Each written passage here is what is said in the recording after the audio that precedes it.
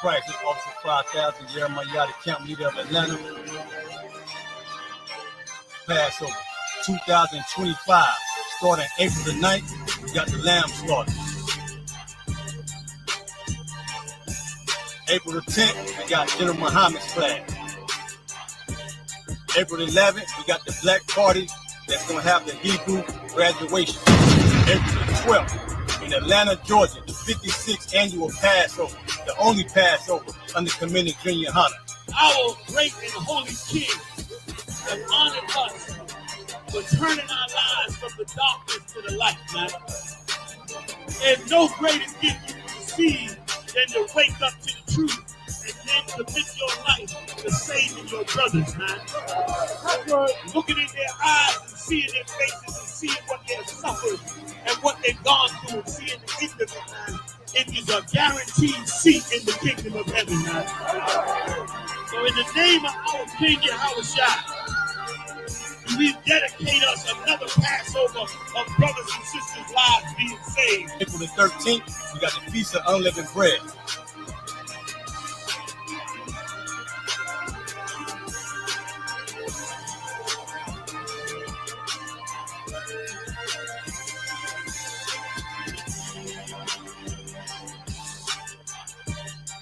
SHALAM.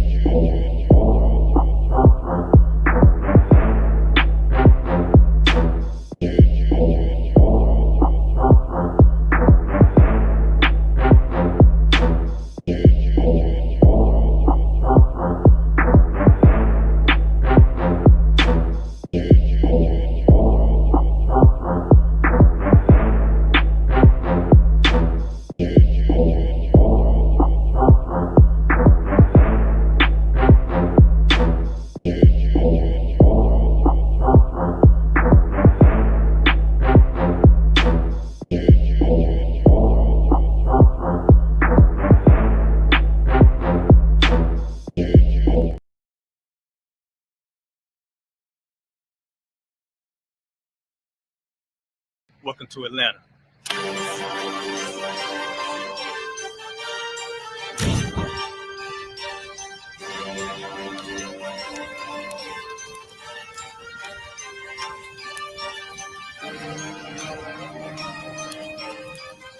Practice Officer 5000, Jeremiah, the camp leader of Atlanta.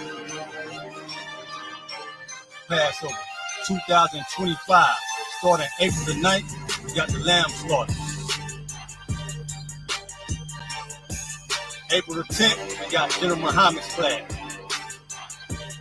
April 11th, we got the Black Party that's going to have the Hebrew graduation. April the 12th, in Atlanta, Georgia, the 56th annual Passover, the only Passover under Commander Junior Yahanna.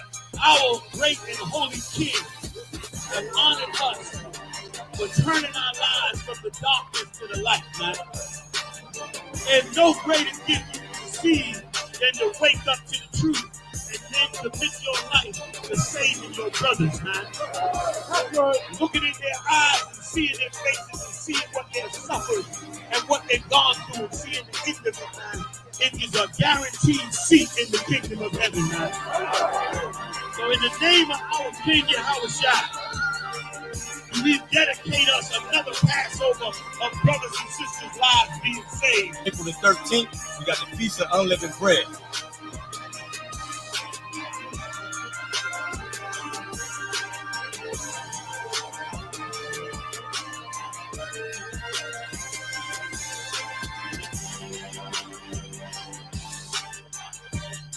SHALAM.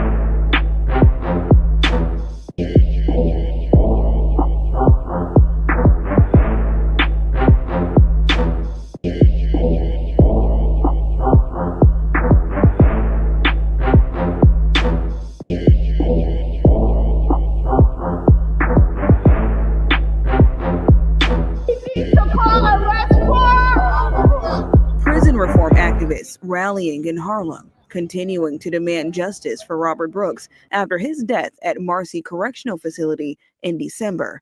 The 43-year-old inmate could be seen on body cam footage being beaten by more than a dozen corrections officers before his death. Absolutely unacceptable. It shows just how systemic racism is still embedded in all of our institutions. I'm tired of watching, other Black people get murdered on camera. While 13 of those staff members have been suspended without pay and another staff member resigned, demonstrators say they want the consequences to go even further. They're calling for arrests.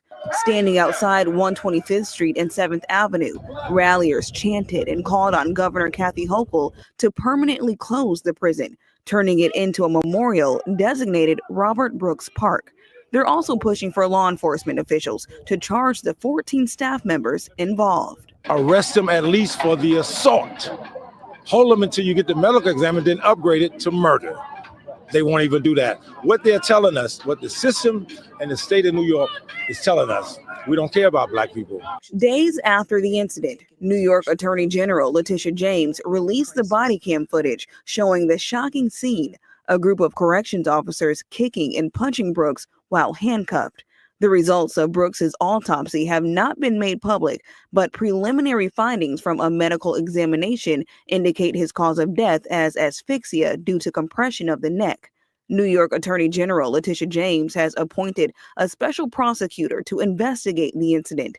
Governor Hochul also directed the Department of Corrections and Community Supervision to terminate the individuals involved, which includes corrections officers, sergeants, and a nurse. But many at the rally say that's not enough. It's been 52 days, and those correctional officers are still enjoying their family. We want accountability. We want transparency. We want those cops and the nurses to be held responsible.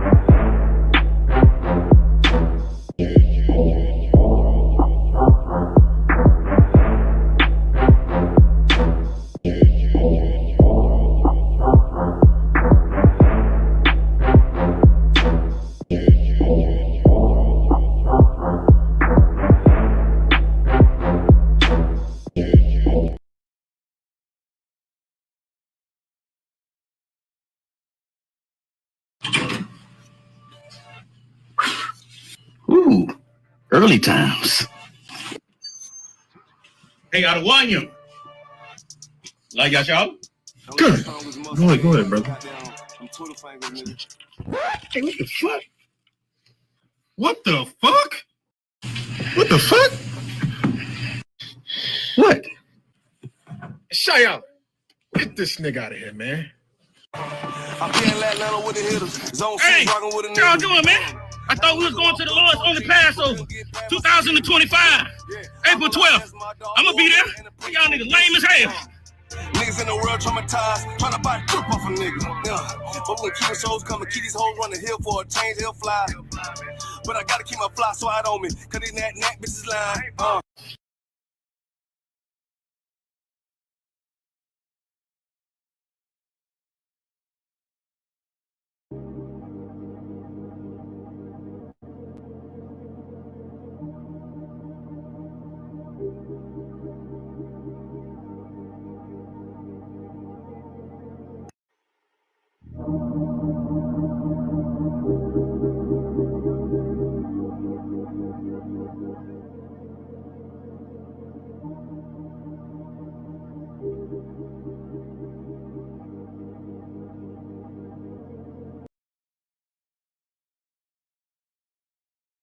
Welcome to Atlanta.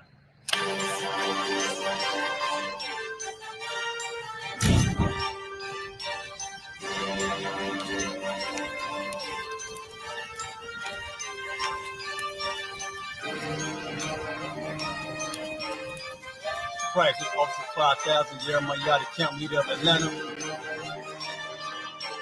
Passover 2025, starting April the 9th, we got the lamb slaughter. April the 10th, we got General Muhammad's class. April the 11th, we got the Black Party that's going to have the Hebrew graduation. April the 12th, in Atlanta, Georgia, the 56th annual Passover, the only Passover under Commander Junior Yahanna. Our great and holy King have honored us for turning our lives from the darkness to the light, man. And no greater gift you can receive than to wake up to the truth and then commit your life to saving your brothers, man. Looking in their eyes and seeing their faces and seeing what they've suffered and what they've gone through and seeing the end of it, man. It is a guaranteed seat in the kingdom of heaven, man. So in the name of our King YAHUSHA, we dedicate us another Passover of brothers and sisters' lives being saved. April the 13th, we got the Feast of Unleavened Bread.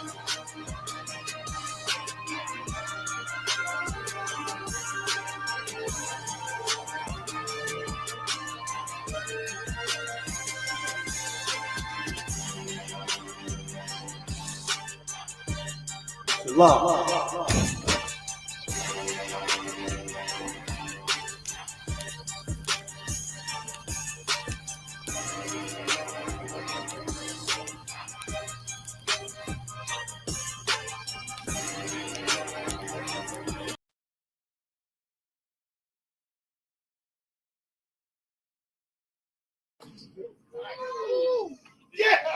You see that oil?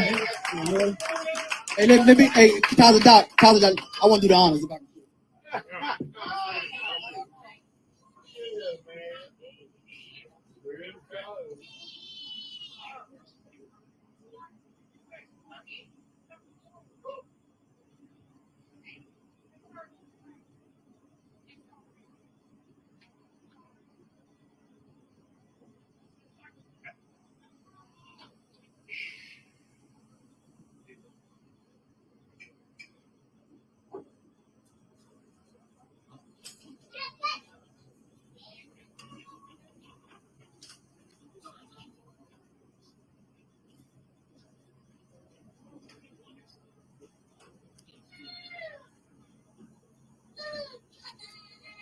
There's a lot I can say about this brother here, but like I said earlier, words won't do it no justice. Right.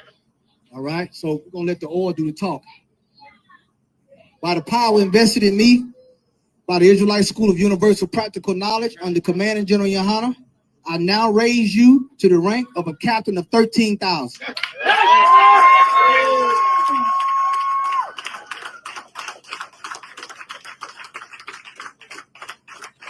Congratulations. Congratulations, Captain. We're going to do the anointing prayer. Just a minute up here. Repeat after me. Yabaraka Yahawah. Yabaraka Yahawah. YAHUSHUA. YAHUAH. Yahawah. Panyawa. All-U.K.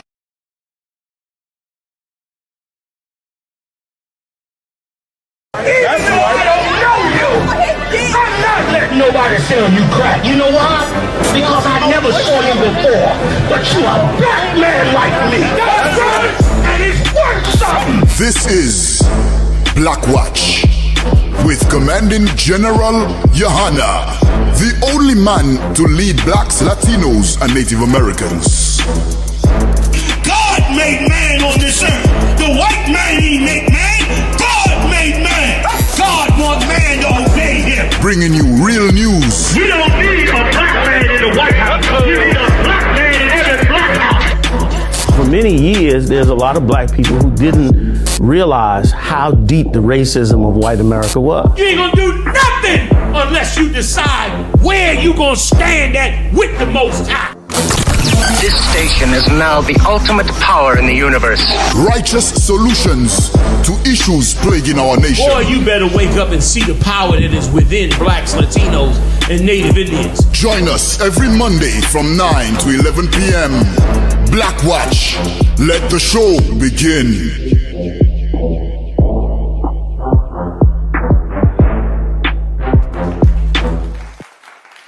Wrap it up, Akim. Wrap it up, Most High in Christ. Here we are tonight. Commanding General Yahanna will be here shortly. I believe we have General Mayaka on the line. Am I wrong? Chicago is on the line. Is that correct? Chicago is on the line with us tonight. We're also here with General Hazayan. Give him a hand. Officer Marah, Officer Yedaya, Officer Iba. Well done. Get it on in here tonight. Listen, we're going to go through all of the stories of today.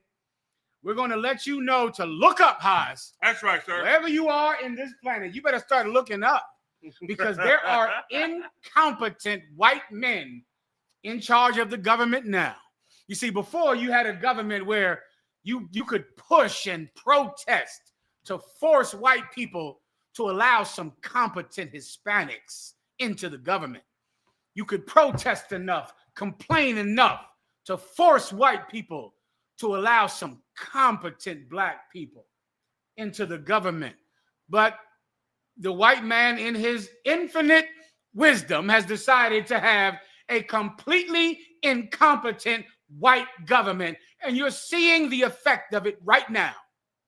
How since Thursday's class, I think there's been 10 plane malfunctions. Yeah, it's been a lot, General. In 2 days, there's been 10 of them. Right now in Philadelphia, Haj, you better look up because there's planes dropping from the sky. People are sitting out there at my LA Fitness house. I don't like that shit. I know I asked the Lord to destroy America, but damn, don't destroy it where I eat at. I forgot to say that part in my prayers. When I said let loose all the terrorists, I should have said let loose all of them everywhere that I don't work out. Because that's what I meant. Come to find out, he let them loose where I drink my coffee and eat my damn breakfast and go to the gym. Jesus Christ, you better praise the Lord. You better thank the Most High, and you better keep his commandments, because while you're trying to avoid a cop from killing you for nothing, while you're trying to avoid child support court, while you're trying to avoid drugs and to make sure your children come home without being molested, you also better look up because there's planes dropping from the sky. They got me with my dad on sunroof valve. I had opened it up. I'm like this ride. I'm looking at everybody right here. I go like this here. Look up, look up. Lord, ride, look up, look up. Lord have mercy. I ain't like looking on the news and seeing where I sit at, my chair. I sit in the same chair everywhere I go out. I sit with my back to the wall, facing the door. Some fool sitting 2 chairs above mine got a plane sprocket through his forehead. I said, man, Lord, let me make my prayers more specific next time. Don't let it happen there. I mean, good Lord, once again, you're in the Most High's hands every day. Don't you understand that the things that you relied on, the things you trusted in, are no longer reliable and can no longer be trusted? That's right. You can't do it. You're going to have to finally have faith in the Most High God. And that faith is only realized through obedience to the Lord our God. Yep. We're going to go into all the plane crashes tonight. We're going to go into the Grammys tonight. Everyone out there, Beyonce won, so there's no need of protest tomorrow. Beyonce won, everybody. So you don't have to protest tomorrow because Beyonce won. How's it? Beyonce did not win the Grammy yesterday. Jay-Z, the god of all want to be rich men, would have called for a nationwide protest against the Grammys because his wife did not get a 25th Grammy. Jay-Z won, so everyone can live normally tomorrow. There's no need for protest, all right? We'll go into the Grammys. Also, with Commanding General Yahanna's permission tonight, if I run out of time, I'll do it on Thursday. I will show you the direct correlation between the poor treatment of musicians and white people that support Donald Trump. Listen carefully. There is an exact correlation between musicians and rappers and singers who support the music industry and white people that support Donald Trump. I will show you that correlation tonight, Lord allow. All right? Yedaya, let's get into it. Let me know if Chicago is up, and please let me know when Commanding General Yahanna is on. All right? Go ahead. Khan, sir. Trump says that he will send the worst criminal illegal aliens to Guantanamo Bay. Let me tell you what Donald Trump just did. Donald Trump opened up Guantanamo Bay in Cuba to house the worst of the illegal aliens. You know what they are, House. You know that brother picking oranges outside. The sister on the side of the sidewalk selling mangoes chopped up with a little spice on top. That's the worst illegal aliens, right? And of course, he's not talking about the Chinese or the people from India who are Russian spies. Woo! They're Russian spies. Yes, those people in Chinatown are Russian spies. Those Pakistanis in England are Russian spies. They won't be at Guantanamo Bay, you die. No. That's talking about Jose, who sells mangoes in the Bronx. He's going to be at Guantanamo Bay. Donald Trump's idea of what a criminal is skewed because Donald Trump is a criminal. How in the hell does Donald Trump have the gall to call anyone a criminal while he is a 34-count felon? It must be amazing to be white. Times like this, I go, being a white man, I really don't even understand being a white man. I try to understand it. But I remember being so terrified to put in a resume because of my record. I remember that. I remember going, I can't even put my name on this piece of paper. I remember thinking that I would get arrested for handing it in. I remember that feeling. Like if I hand this shit in, when I come for the interview, the cops are going to be there. Right. I remember that feeling. Right. Can you imagine being a 34-count felon and saying, we got to stop crime? We got to put the worst felons in Guantanamo. Trump belongs in Guantanamo Bay. He's a criminal, but he is a hypocrite. And because he's an incompetent white man, he gets to be president of the United States. But if you sell mangoes on the street corner, you're going to Guantanamo Bay. Guess what happened? Haas brought it out earlier about Guantanamo Bay. What were you telling me, Haas? General, I was waiting for that. The water, sir. The water, sir. Okay, during the war on terror, right? Guantanamo Bay was the place where they put all the I don't say well known, but all the terror that there was a real threat. They put them in Guantanamo Bay. Everybody know about it, right? Yeah. Guess who runs Afghanistan right now? Guess who in leadership power in Afghanistan? All the ones they put in Guantanamo Bay right now run Afghanistan. That's right. They got out and got in leadership positions. So what's the point? Like, what's the whole point of all? You say you're going to put the worst of the worst over there, then they stay there for a while, and then next thing you know, they run the country again. It don't make no sense, you know? I don't get it. Well, once again, there's incompetent white men in charge of the government now. What you need in this government is some Hispanics. That's what you need. You need some Hispanics. We're going to play YAHUAH, YAHUSHA. You damn sure need some Hispanics pilots in these planes. Shout out to Officer Lahab out of North Carolina. Give him a hand. Right. Officer Lahab. Not just seems to be a place. Officer Lahab is La Raza, the chosen people of God, the tribe of Issachar, Tribos La Issachar. And his son is training to be a pilot, like a young pilot, brother. Yashakar, we need you to pilot these planes. We need you to go to pilot school and learn to fly these planes because these white people are terrible at flying planes, including Amelia Earhart. You know what? They killed Kobe too, Haas. You hear that, you die? Yeah. These white men killed Kobe. Yeah. You killed Kobe, white people. Yeah. Kobe Bryant had some white pilot piloting his helicopter, who flew the helicopter too goddamn low into the smoke of the California fires. You incompetent white pilots killed Kobe. You killed him, and you killed Richie Valens back in the 1950s. You don't know who in the hell Richie Valens is. That's La Bamba Haas. That's right. That's the SICARII brother that wrote La Bamba. I forget the words there. La Bamba para, what's dance in Spanish? Bailar? Para bailar La Bamba. This is how you dance La Bamba. You killed Richie Valens in the 1950s. Some white pilot who didn't know enough not to fly a plane in the goddamn snowstorm. Can you imagine that? White men think they can do anything, Haas. Yes, they do. Haas, they killed Aaliyah.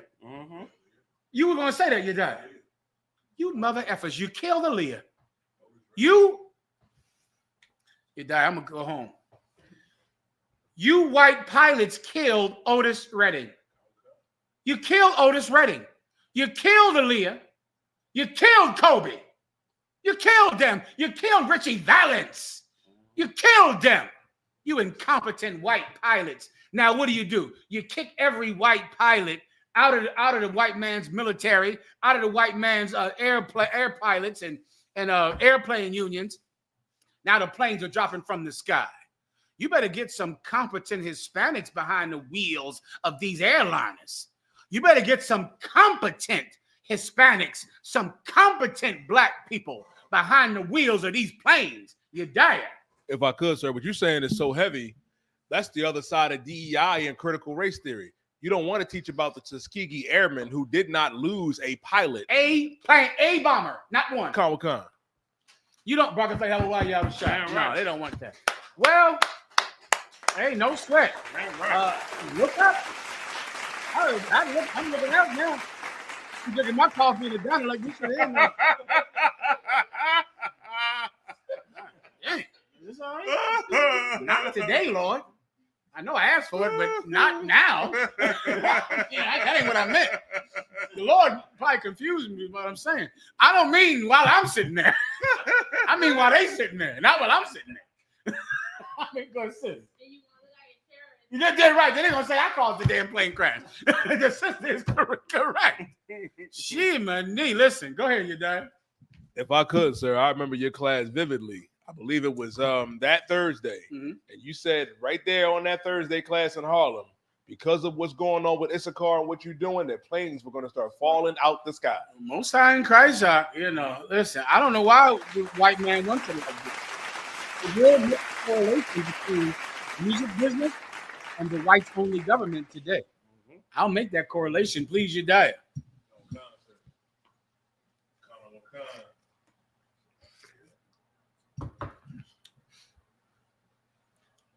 You can give me a cop one until you think we should do sir. Stories.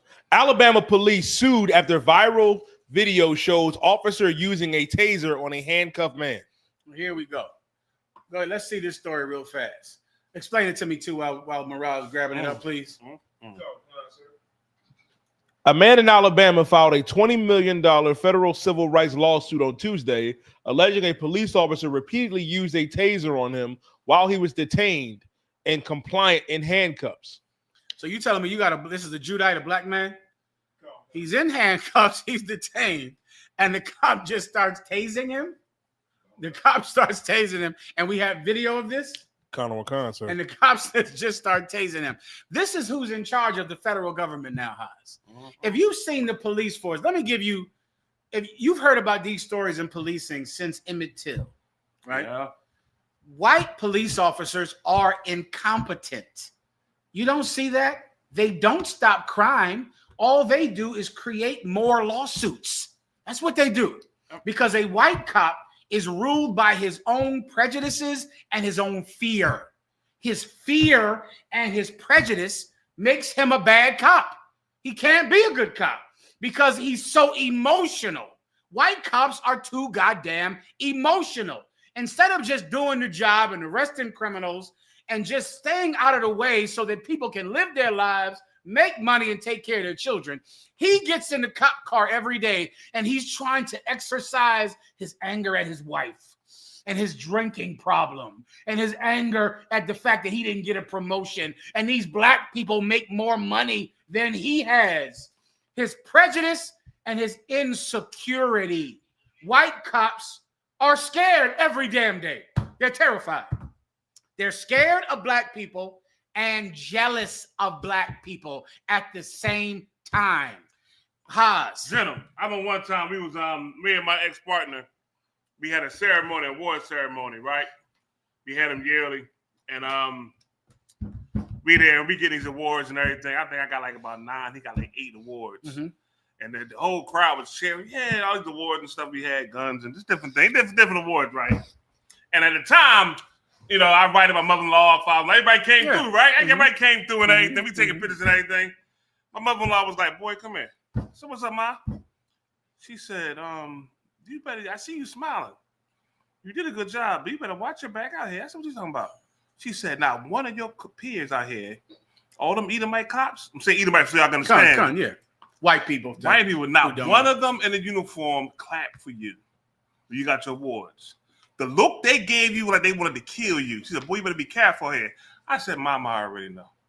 Like I already knew what was going on. And to what you say is so real. Let me tell you something. A lot of people talk that, and a lot of y'all have this so-called wall up, but you are afraid to realize the truth. What General Muhammad says exists. It is there. Y'all know it. But because of your job, you're afraid to lose some money, or you're afraid to be ostracized, you are too scared to speak on it. But it is real. Every person that put a badge on or put a uniform on in service of this country went through what I went through when I got them awards. Every last one, and you know it's real. And you can't deny it. You can try that crap all you want. You can say what you want to say. I ain't trying to. I was on all sides of it. From the military to the law enforcement side, I seen it, and it's real. Alawah Panya. All right. Y'all bust my separate call. What up him?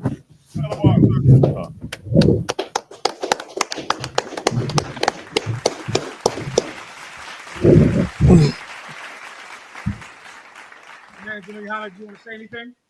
No, I'm just listening to Haas. Y'all go ahead, General. You jump in a second. For water. Yeah, that was it, General. It just is what it is. So that shit is real. Like that's you know, that shit is real. Yeah. I mean, okay, and to my white friends out there, I know you don't want to face this, but I'm going to just tell you the truth about having a good government. Here's what is actually true. There should be no white cops. None. Every cop should be black and Hispanic. Every last one. We are just genetically better at being protectors. That's just it. And it's sad, and I hate to hurt your feelings. I know you're fragile, you white people out there. You're fragile. But I'm telling you the truth. Let me tell you how deep it goes. Not only are blacks and Hispanics better at being cops in black neighborhoods and Hispanic neighborhoods, blacks and Hispanics would be better cops in white neighborhoods. Yeah. Because we are not afraid of white people, so we wouldn't shoot them because they moved. We wouldn't shoot them because they looked funny, because we're not afraid of white people. So we would give them just pure professional policing. We would do that. You should not be in a position of power. It's not your fault. It's not your fault. It's nothing against you. You're just not built to be a protector. You're too naturally selfish and afraid and jealous to be someone's protector. And I'm just telling you that out of kindness. So you don't have to bankrupt some cities' finances with getting billions of dollars in lawsuits or kill my brothers because of your jealousy and fear. That's all. I'm trying to help you the best I can. Listen, what you're saying is so important and correct. I know one time we had a call, cat call for backup, right? He had a call, and this was a car stop him. Cause he back up. And I'm like, what the fuck? Woo! I took off. I was down by a chop. I took off, man. I flew. Lights and sirens, we flying in. And when we get to the stop, I look, I said, this mother. You know what that was for? Go ahead. Nothing. It wasn't nothing going on. I mean, he had it almost went to a double assist. Triple assist, the whole city coming, right? But it went to a double assist because his words, the way he was talking on the radio. And we get there, the supervisor, we looking at him like, oh, you gotta be kidding me. He looking at us like, what's wrong with y'all? We like, I was like, man. And afterwards, we had a talk. I said, listen, man, don't you ever do that again. Like, you can't do that. Like you said, it's like, what you scared? Like, okay, if you're that scared, why take the job? Right. What's the point? Right. What's the point? You know what I mean? And when you take that oath, and it's for everybody, man. When you take that oath, you better honor that oath, man. I honor my oath. When the time was done, it was done. I came in here, I took my oath. I'm honoring my oath when I came, honoring my oath that comes to the Lord in the I.S.U.P.K. When you take an oath, honor that goddamn oath and stop lying on people and stop doing corrupt things against people, man. Honor your oath you took. When you took that oath and they put that badge on your chest, you're supposed to mean something to you.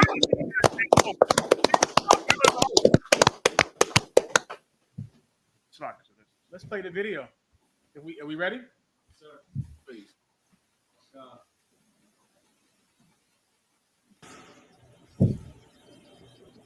Stand up.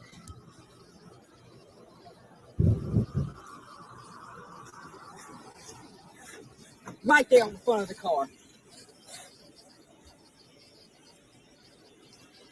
Stay straight. I ain't doing bro. I got gun right there. I'm not doing this. Oh yeah. I'm saying what you saying, oh yeah, for I'm not, oh my god! Okay, I'm down, oh my god. Again.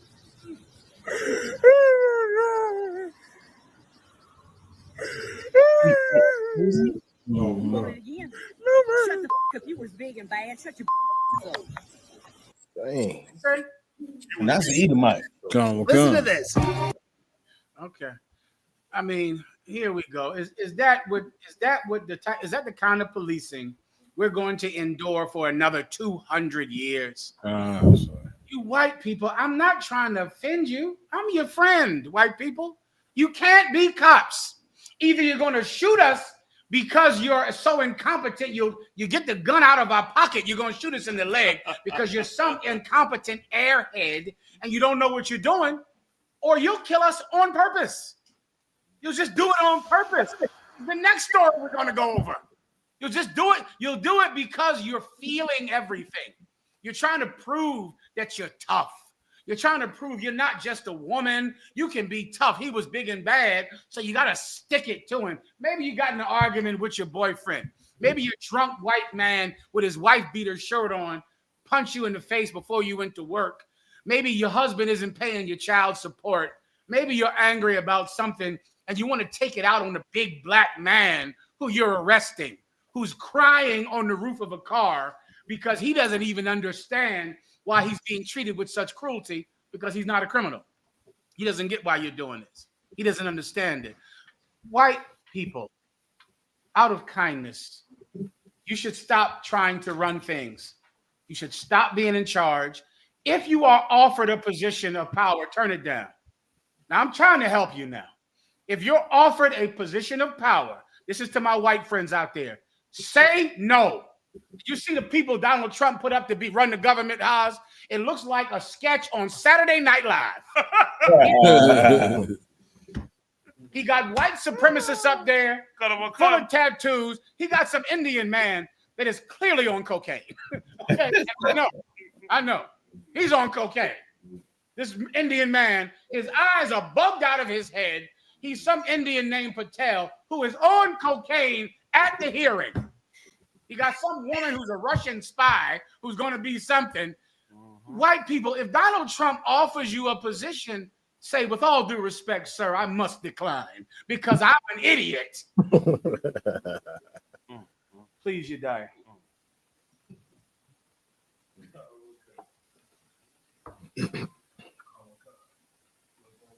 And Muhammad, let me. Can I just add something to this?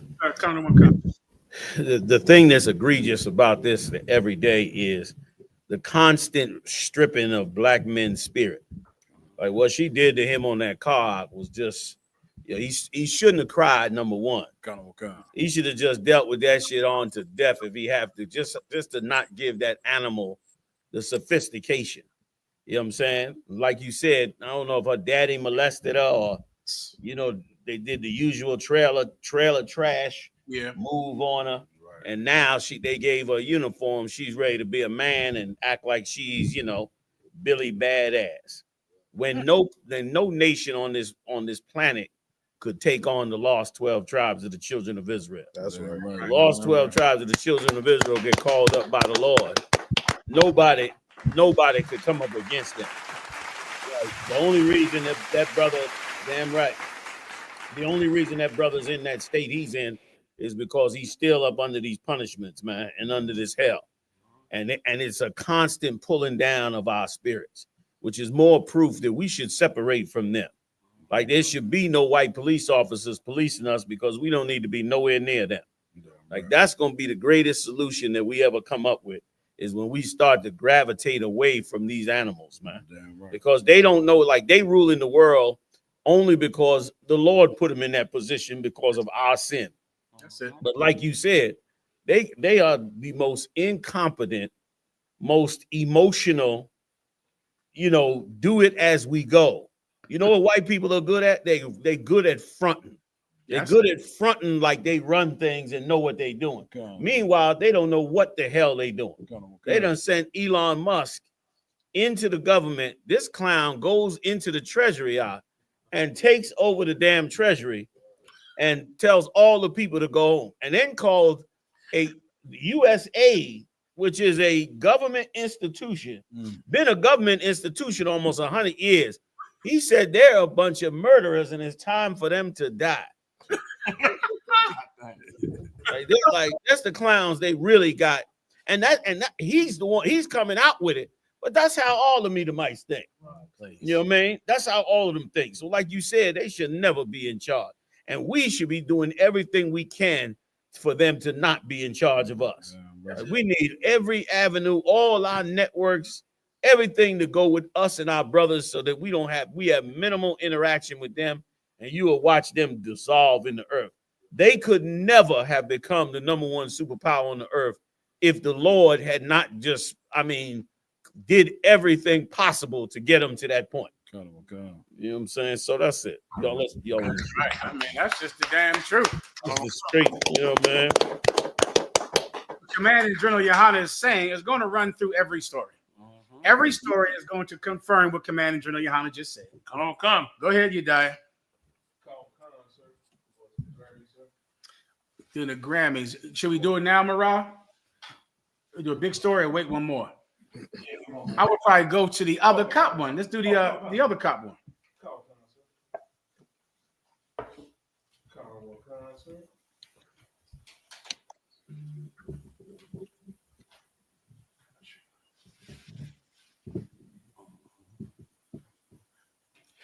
You're going to kill me. Newly released videos show unarmed black man's final words before Michigan deputies killed him in a hail of bullets after accusing him of a crime with no evidence. Like, we could just do this story every week.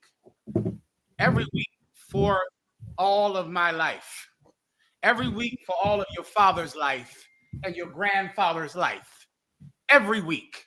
With all of these cops, and the cops, they said the cops were going to get defunded. The cops got more money. Their pay got raised. Their training got raised. They got more cash. And they got more aggressive. Nothing changes at all. And here's the important part to understand about America. Nothing has to change. That's the hidden part. Changing how the police do things is not necessary. All because they do it. They do it too. Do we have video for this story? Okay, please, can you let me know when it's up, all right? You die, go ahead. A Michigan sheriff's office finally releases body and dash cam videos of shooting death of Tony Cox, an unarmed 33-year-old black man who was shot and killed after he was pulled over for running a stop sign and accused of being involved in a shots fired call week earlier. There was no evidence of that. It never happened. It was a suspicion. So the thing that he did do, I hope, is at least run the stop sign with a cop. I don't know if he even did that, but you would hope that at least ran a stop sign because he died for this. This is how he died. This is the story of some child's father's death. Some woman lost her husband because he ran a stop sign. Whenever you're ready, Marah.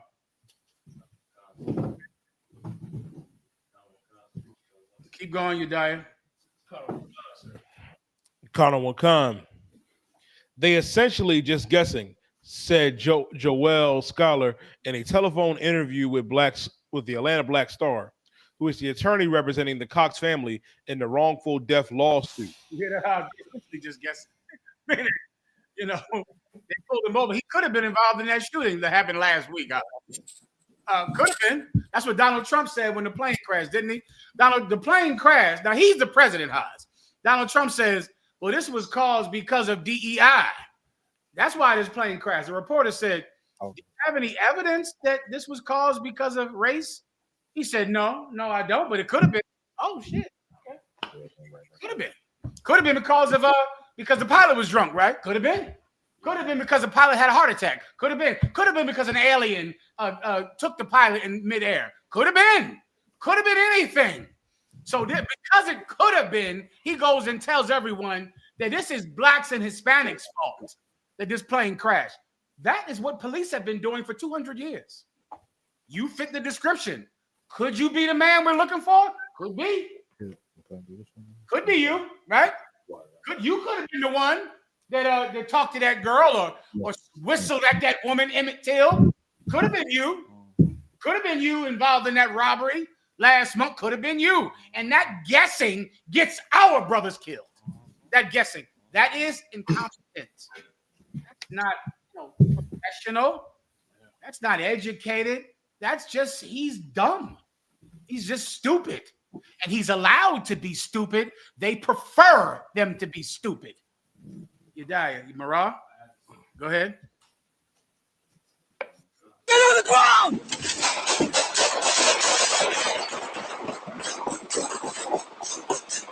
Stop moving! 91, shots fired. Hold it there. 91, shots fired. Let me see your hands! What's my shots fired? Hey, where's your gun? I don't, he fucking pointed. I don't know what he was saying. All right, quiet. Where's the gun? You got the gun? We don't have nothing yet. Okay, we have both hands. Let's roll him over, get the gun off, and under him. You got the gun? No. All right, I got it. You got it? You got the gun? Pistol? No, I got the wound. You got it? Just He's got a wound. Oh. Hello. How are you? How about you? Not too bad. You got your driver's license registration on you? What's going on? Oh, you just didn't stop at the stop sign there when you're coming out of Carrot Circle is all. Rolling stuff. Yeah. Any firearms in the vehicle I need to be aware of? No, nothing like that? Nothing. Well, there was a little background. There was a shots fired in Carrot Circle like last week. And then someone said they saw your car leaving there. So that's why I was asking. My car? Yeah, this kind of car like this. So. You might turn the car on? I'm scared. So oh, you're okay. Just go ahead and just follow my instructions, okay? Just go ahead and turn the car off. Why? Just because I'm asking you to. I'm saying my lawyer said I don't got to do that. Your lawyer did not say that. I'm saying, why do I have to turn my? Because I'm asking you to. I can ask anybody to do that, okay? I'm legally able to do that, all right? So can you just shut the car off for me? My man, don't do that. Get back in the car. He's getting ready to go. My man, don't take off. Just relax. Just shut the car off, okay? Hey, dude, I'm going to blow out your window. Just relax. Turn off the car, or I'm blowing out your window. Okay. Blow out, turn off the car. You gonna kill me? No, I'm going to break your window out. Time to get your car in front. Yeah. Time to pull your car in front. Yeah. Mike. Come on. Just relax.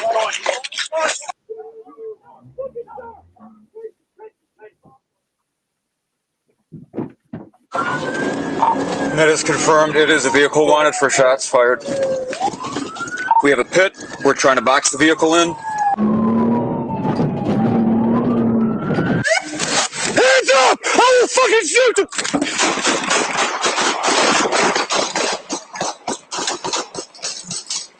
Stop moving! 91, shots fired. Shots fired! Shots fired! Shots fired.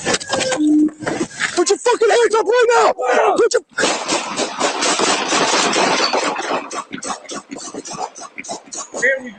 Ceasefire! Ceasefire! Ceasefire! So here we go again. They'll wait for the whole story to come out. And this is something that, once again, if you interact with a cop, you cannot be scared. These stories that come out every day will make you afraid. Like, what are you supposed to do? Every day you're going to hear about a cop who murders someone at a traffic stop. Before you know it, you'll be terrified at a traffic stop. You'll feel like you have to run. You'll feel like you have to leave to not be killed. Because sorry. And if I could, General, if I could add to what you're saying, and what I'm about to tell you is from firsthand experience. Growing up in the Bronx, you know, I talk about it all the time. That what happens is after a while, after they keep stopping you after a while, the worst part is that you lose the fear. And once you lose the fear, at first you be afraid. These cops always stopping you, these lights flashing behind you. But what happens is after a while, you lose the fear. And when you lose the fear, it's really worse for you because that's when you'll say or do whatever, and that's what could get you killed. You know what I mean? Like after a while, the cop will pull you over, and you'll be like, "What the fuck you pulling me over for now?" Excuse my French. You'll start to mouth off on this cop because you feel so violated from the constant harassment and the constant attacks by these animals. Obviously, some car looks similar to his car, not even the same make and model as his car. Right. And because it's gray, really, they pulling him over because it's gray and he's a black man in it. And so, especially if you don't have the truth, you're just gonna become, hostile. And you'll be saying all kinds of stuff to them cops. Then you think about it later, you be like, "Damn, I shouldn't have said that." But in the moment, it's like they beat your manhood away from you so much that you just get to a point where you got to have your manhood back. Like you get to a point where this cop, this white boy can't punk me no more. You know what I'm saying? And it's just human nature. And they know it. They got all kinds of psychologists that look into this and all that. Like even a dog. You kick that dog enough, he's going to fight back eventually. If he can't figure out how to comply so that you don't kick him, right? And then he's gonna fight you back because he thinks that's what you asking for. And it's the same with a human being. You abuse that person enough, you start getting pulled over 10, 20, 30 times a year, 40, 50 times a year, every 3 days, every other day. You start getting pulled over that much out. That's how it was in the Bronx when I was coming up. Every time you came out the house, they was watching every vehicle that came out of the neighborhood, and was pulling cars over constantly, and not in a nice way. Like even the way these cops are way, way different than New York and LA cops are. I don't know about Chicago so much, but New York and LA cops back then, they was rude, nasty, disrespectful, mad, ridiculous, aggressive. They didn't even back then. If he pulled you over and said turn the car off, and you didn't turn the car off immediately, he would go in and get you out the car. He wouldn't even ask you nothing. He wouldn't say. They do that more now because there's cameras. Right. So they got to have a little decorum in how they do it, so that they don't get immediate lawsuit. But back in the day, these people terrorized the Lord's 12 tribes and terrorized the man as much and as often as they wanted to. And so I know now with all the videos and all of that out, people get that fear in the beginning. But you should be more afraid when we lose that fear. If I could tell this story right quick, I don't know if anybody could pull this up, but just recently, I believe it's in Illinois. There's an incident where a white female cop. First of all, let me tell you the story real quick. Hopefully, somebody find it. This sister went into Walmart with her daughter, her 6-year-old daughter. All right, can y'all hear me? Yes, sir. She went into Walmart with her 6-year-old daughter. Right, bought a big screen TV.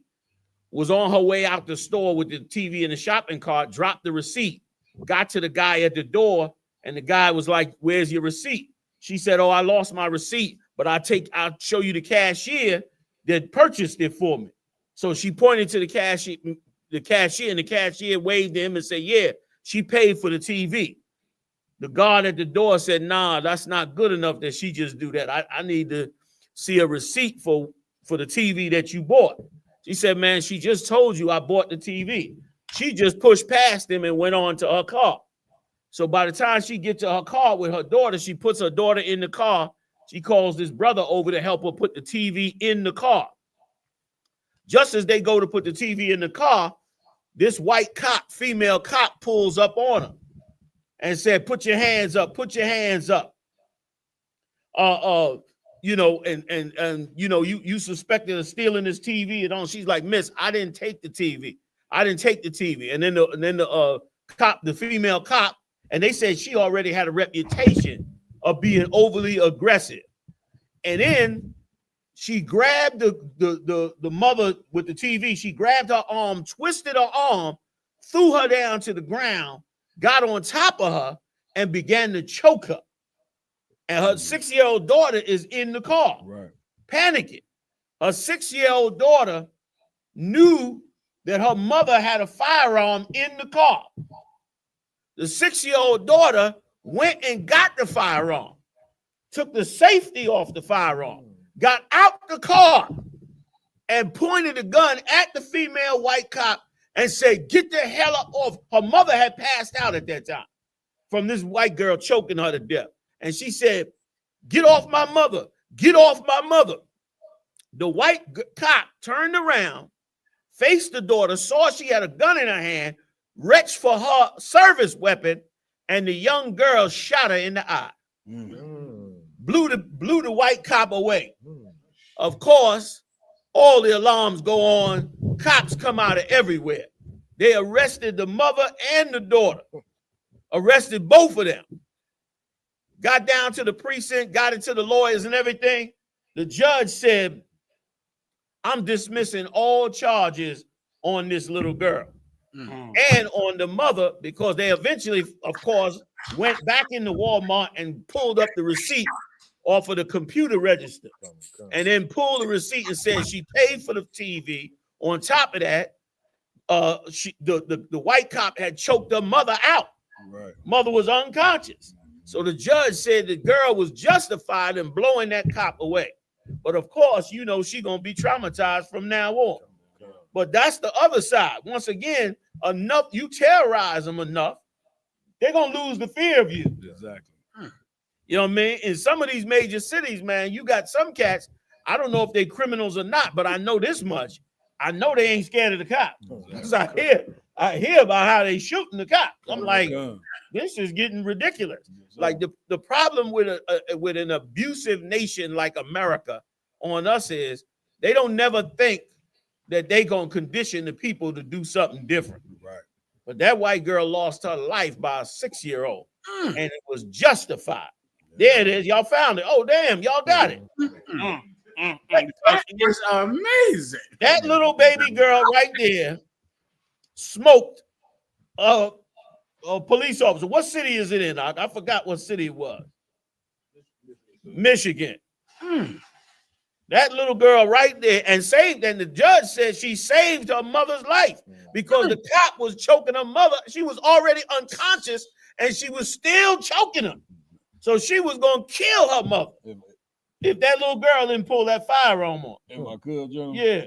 This little girl showed more bravery, you know what I'm saying, than the average cat that see their brothers get choked out. Right. And stand there and don't do nothing. Yeah.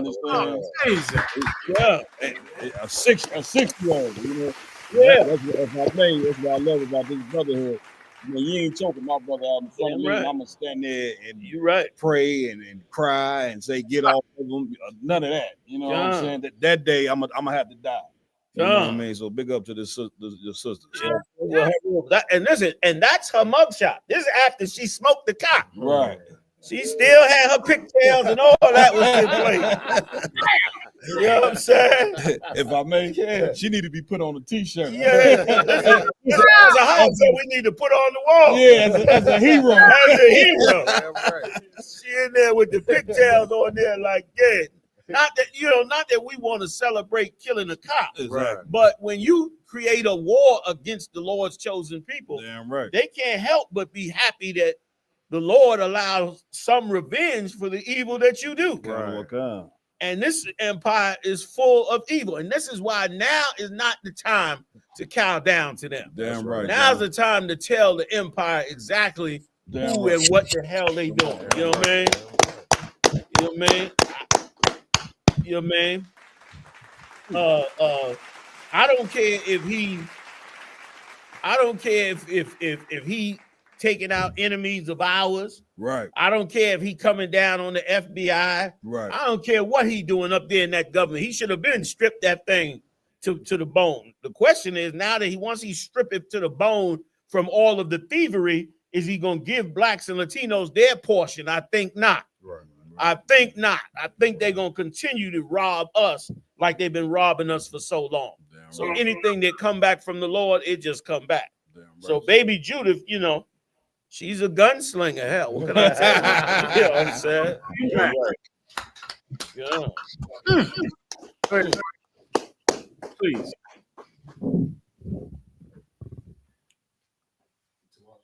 Please. Sir, if I could. Too, what the generals was bringing out was so heavy. It's the Black History Month, so-called, right? Mm-hmm. You know what I'm saying? Where so-called black Negroes, you know what I mean? We want to love Martin Luther King and everything he stood for.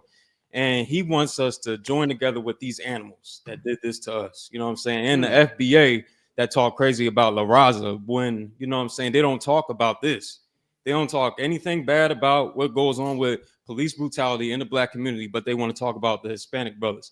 Now, how about we just, you know what I mean, love black and Hispanics instead of hating, instead of loving the white man and his money. You understand? For the stuff your own pockets. Well said. Listen, you right. Give it up. Let me ask if I can add one more thing too, Mom. Like anybody that don't understand the black and brown connect, you haven't studied any history. Like when you gonna get out the history book you getting in high school and get in the history book called What Happened with Blacks and Latinos and Native Indians right here in this country? We had all kind of revolutionaries, all kind of separatists. Right. You understand? I was shocked when I went down to San Antonio and found out that the whole Alamo started because the tribe of I.S.R.A.E.L.I.T.E was trying to protect black people who was trying to run from the slave catchers. And the slave catchers rolled up on I.S.R.A.E.L.T.E and tried to tell them they got to get the slaves up. Right. And I.S.R.A.E.L.T.E and Gad got together and said, man, bump that. We ain't giving them up. And went to war with that Edomite. And you understand? And took his ass down at the Alamo. They don't show you that part. They show you the part about him. He was a hero and how they fought to the death and held the fort to the end. And meanwhile, he ain't telling you that they held the fort to the death because they was under attack for attacking black people. Right. They was under attack for trying to bring black people across the border from Mexico back into slavery, man. Damn right. And let me tell you something else too, man. Let me tell you something else. Every black, Hispanic, and Native Indian, you better snap the hell out of it. Donald Trump don't have no problem uplifting and pushing up his race. He want the Gulf of Mexico changed to the Gulf of America. He ain't got no problem with that. He got no problem with calling African nations, what do you call them? Dirty shitholes. That's right. He got no problem calling them dirty shitholes. He got no problem saying he want to get rid of all the Mexicans because they're a bunch of rapists. Right. He got no problem with none of that. He got no problem saying that the airline crashed because of DEI, so-called blacks and Latinos, when the DEI appointments was military veterans of all races who they were trying to give jobs as air traffic controllers. And he's just the so-called, ex-military. But he ain't got no problem saying none of that. And so why the hell we got to have a problem addressing, coming out with, and coming together with our brothers and sisters? Right. Like, why I got to kowtow now my voice when this bastard is all across the world promoting white supremacy? You know how many white boys, man, is joining white supremacist groups? How many of them cats was on the fence? You understand? And he let the Proud Boys in them out. He let all them devils in the street, which made them feel like they was Teflon. Like you ain't got nothing to worry about. You gonna ride on these niggas. You gonna ride on these Hispanics and Native Indians. And if it get too stinky, you gonna get a pardon from the president. He ain't had no problem riding on that. So why the hell we gotta have a problem riding on what's right?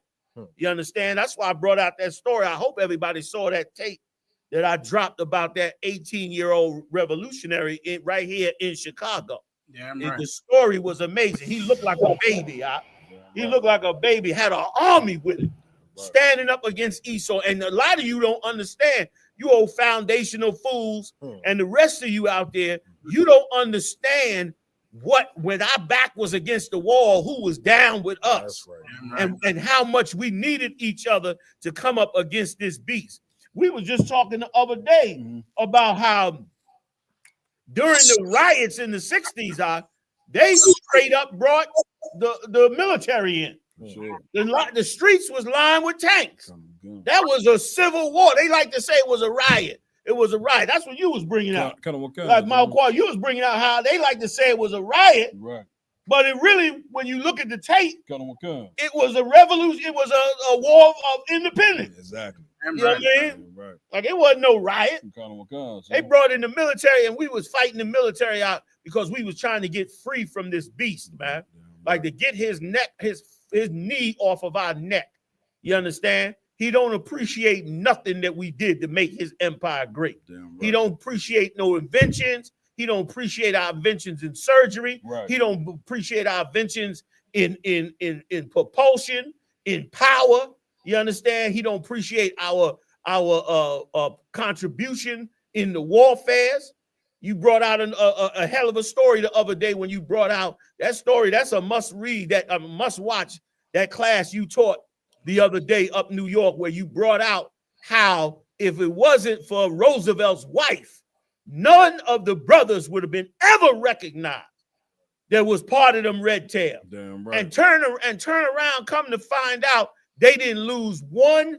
That's a hell of a team. Mm-hmm. Your team go up in the air out, and they don't give a damn if they die. They not losing the mission that they set on. Right. They gonna get every plane to its bombing destination.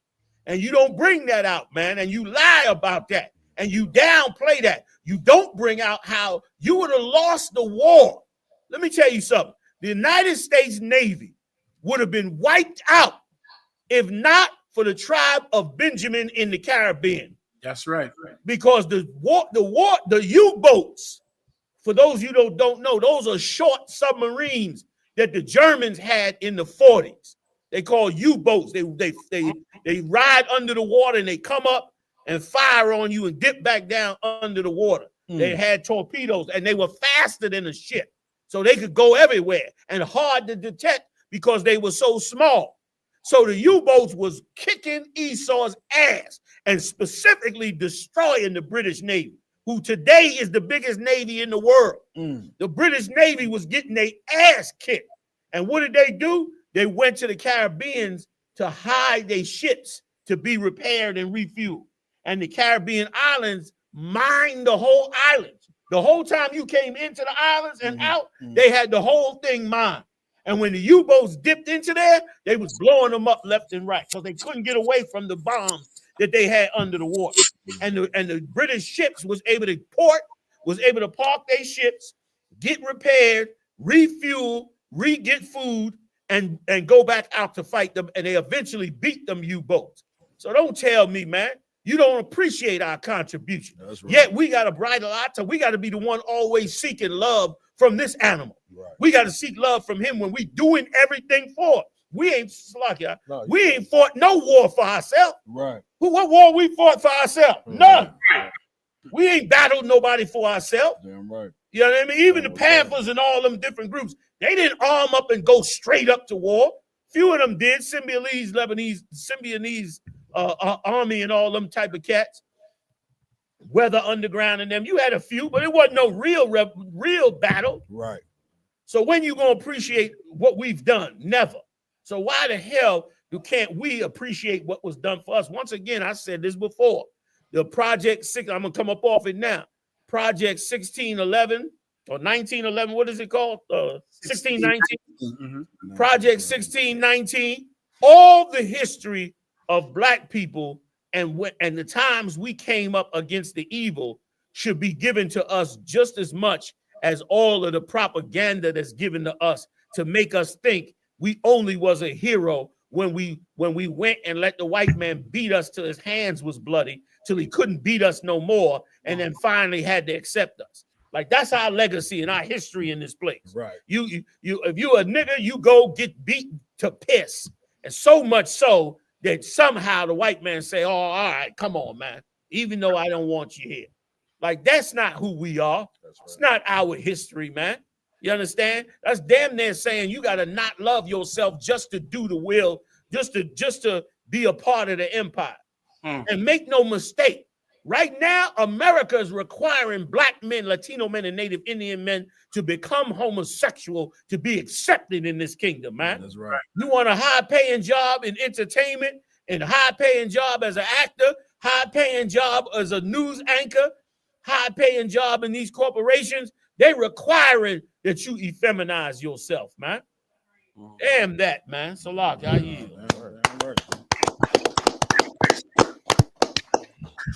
You die.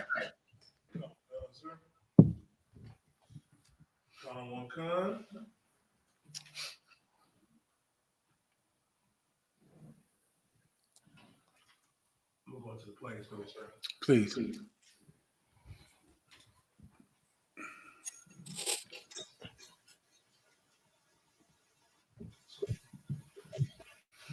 I believe now we're going to go stories. You got it? Go ahead. Comic-Con, sir. 5 remain hospitalized after a jet crashed in Philadelphia, killing 7. I mean, this was ridiculous. I lost count in my phone. They keep coming up in my phone. There was another one, I think, yesterday in Houston, another plane malfunction. Another one in South Korea. I mean, they're happening everywhere. Planes are having to land because the engines are failing. Smoke, the damn thing just catches on fire. Right. I believe I sent you a few of those stories today, Yediah. I mean, you can look on your phone. I'm sure they're coming up on your feed about the people who the Most High just saved their life because the plane engine went on them right before they were about to take off. The plane engine went on them right as the plane was landing. Like, these are things that have been traditionally reliable. Traditionally, things that never fail. One airplane pilot said he came over the loudspeaker as the engine blew. As he got the plane on the ground, he said, "I've been a pilot for 35 years. This is the first time I've ever lost an engine." Well, this is what will become normal in America because you decided that you chose racism and hatred over competent government. Yes. You chose that. This is what you wanted. YAHUSHA. You wanted it. There was something Donald Trump offered you that was more important than having a competent government. It was more important to you, and you got it. A feeling that you chose over having a reliable pilot, a reliable air traffic controller, because to have a reliable pilot, you're going to need a black or Hispanic one. To have a reliable air traffic controller, you're going to need a VACTO in that air traffic control center. You're going to need that up there, but you don't like how that feels. So you preferred incompetence that allowed you to feel superior. You got it. You have it. Look up. Look up, because they're falling out the sky. That's right. Because it is dangerous for the first time in 40 years to fly. For the first time in 40 years. For 40 years, it's been more dangerous to drive than it is to fly. For 40 years. Now, finally, that's going to change. Congratulations. Hey, let me ask you a question, Donald Trump out there. Donald Trump lovers. Is America great yet? Is it happening? I'm waiting for it to happen. How much are eggs? These old tyrants that govern me how to watch how much money I spend. These tyrants, I couldn't even make some brownies the other day. Why? Because the eggs is $20 a damn carton. Eggs are so goddamn expensive, you can't make anything. You got to go out and budget making a goddamn omelet. Is America great yet? I'm waiting for it to get great because the eggs seem like that they're expensive as hell. It seems like there's no food. Tell the brother what you were telling me earlier about the supermarkets. Oh, Con, sir. My slavery, I slaved in a warehouse, and Issachar was not messing around. Normally, our produce deliveries, is ran by Issachar, and they usually get there around 6:05 when I get there. That load did not get there today until around about 1:45, and it was not Issachar; it was Esau that brought it in. You going to the supermarket out, the load that's supposed to be there first thing in the morning is getting there at 2 o'clock. And everybody's sitting around scared to death that the food just might not come in. White people, is America great yet? Because I'm waiting for it to happen. Seems like the food is running out. It seems like the factories are shutting down. It seems like that no one is showing up to work on the farms. No one is coming. The farmer, the white man over the farm is going, well, no one showed up today. I'm waiting for America to get great. It's taking a little time, though. It don't seem like it's getting great, sir. It don't seem great still. Please, sir. General, you so right. You so right. See, they think that they're gonna put enough of us in slavery to make up for what they getting ready to cut off. But they doing the greatest disaster they could ever do to their empire. Because, brother, without the tribe of Issachar, I mean, I don't know how anybody functions on this planet. I went to Home Depot this morning, brother. I roll up in Home Depot, and Home Depot was like a ghost town. You don't got Issachar to come up in there and get them contracts going and repair that house. It's going to hell. The white boys are not going to do it. They'll cut a little grass for you, but they can't handle that business like that tribe of Issachar. You know what I mean? And some of those other tribes, like them brothers they are worthy of their hire. You know what I'm saying? Like they worthy of their hire, but yet you cut them off, and you really cut them off because the tribe of Issachar has the blueprint to outperform America. That's it. They got the blueprint on how to do it. You know what I'm saying? That's right. And they know this, and they don't want anybody to come along and outperform them. And the tribe of Issachar, they ain't going for that. They gonna work hard regardless. I mean, all the abuse that they take, all the disrespect that they take, they get disrespected. And you know what? They get disrespected just like an Israelite in this respect. Issachar been getting disrespected by Esau. And then the other nations join in and they start disrespecting. And then it gets so bad that even the other tribes start to disrespect them. Right. You know what I mean? They going into Mexican restaurant and disrespecting them. You know what I mean? They going in different shops where they at and talking to them any kind of way when you know they come from the same hoods that you come from. You supposed to be at what? You supposed to be handling that the same exact way. Thank you again. You know what I mean? But what do we do instead? Instead, we disrespect them. But that's okay. Right. That's absolutely okay. Because once again, they are of the bloodline of Abraham, Isaac, and Jacob. That's right. And you're going to remove them like boy, oh boy, this is so classic. It's so classic in that you're going to remove them, and then the minute you remove them and try your stupid ass plan, all of your shit is gonna go south. That's right. It happens in every empire. Go check every empire. They get so puffed up with the slaves that they say, we don't need them. We get rid of them. Right.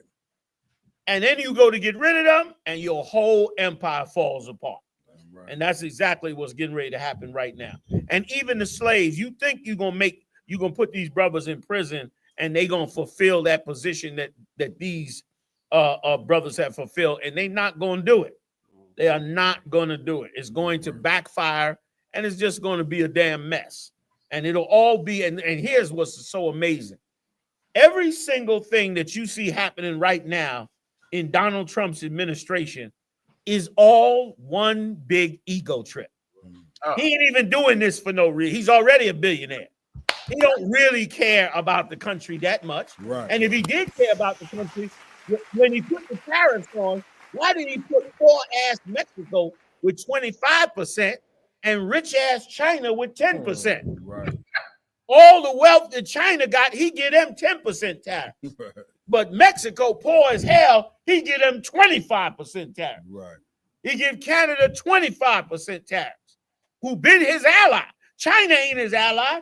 Canada been their ally. But yet they gonna hit Canada with 25% and give only 10% to China. So you ain't really tough. You playing tough. Right. You playing tough because you on your own ego trip, and this will run on for as long as this clown is in office, and the rest of them clowns that's up in there as well.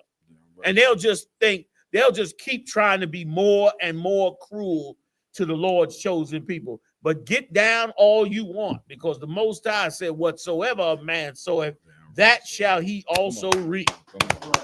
That's what the Lord said. You understand? So the Lord said, here is the patience of the saints. You can act like you want to act with the Lord's chosen all you want, Right. but you're gonna get the brunt of what it is that you've been dishing out. Damn You're right. gonna get it right back.